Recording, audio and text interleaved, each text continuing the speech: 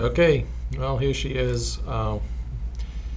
We all recognize this is the Star Trek Enterprise NCC 1701 and -A type. I'm just going to use a little pointer here. These are the landing bay runway lights that we're showing off here on the side. And I think everything is pretty explanatory here. We have the chiller grills down here, which are not active at this point.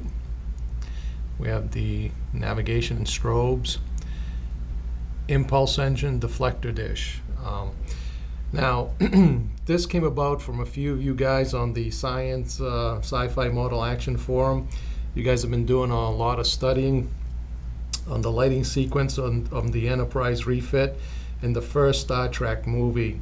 And you basically came up with a sequence of events to happen that you wanted Tenor Controls to implement.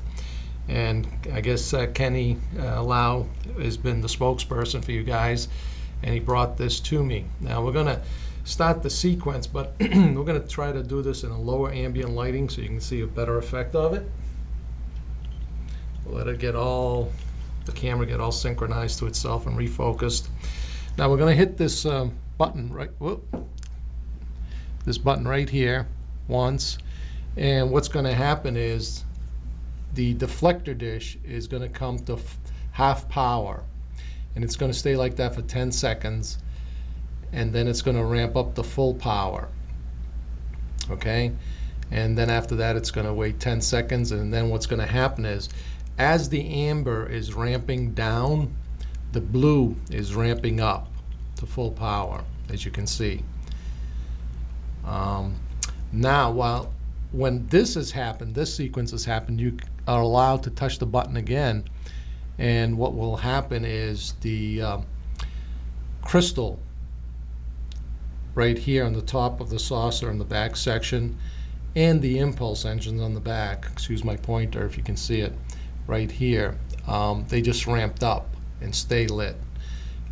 All along the blue deflector dish is still on, and you touch the button one more time and they'll ramp down, the impulse and deflector, excuse me, the crystal on the top.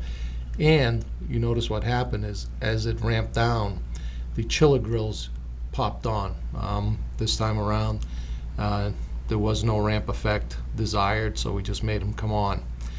Now if you hit the button one more time, those go, the chiller grills go off, and the crystal on the top saucer and the impulse engines ramp back up on. And you notice that the navigational deflector dish has stayed blue this whole sequence of series. We touch it one more time, and the crystal and impulse engines just ramped off. Okay, and we hit it one more time, and you're going to see the navigational deflector dish ramping down to off.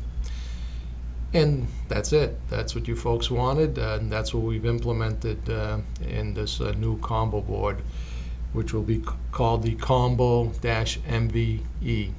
And anyway, we'll have this available very soon. Thank you very much for all your requests. Well, here's an additional feature we added to the Combo MV1 a little short while ago. Well, you guys know that it has a step sequence feature that we were asked to implement in this 1701 combo kit. Well, here's something you hadn't seen. We've added an additional switch, which we'll put it in a demo mode. Now you'll see what happens once I press the switch. Everything goes dark, and then the features or the functions will start coming up one by one. And this all is happening automatically, so you don't have to hit any switch. So it's a nice little feature if you want to demo it. And it works just like if you would hit the sequence momentary switch.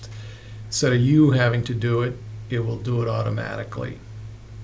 So we have full control over all the functions that this board has.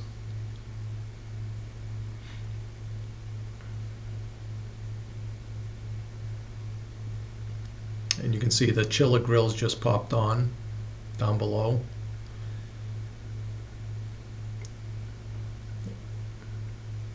And there you go, they popped off, and the impulse engine and crystal, impulse crystal came back on, ramp back up, and they ramp off. And then last but not least, the deflector dish, navigational deflector dish ramps down. And there you have it. Thank you for watching.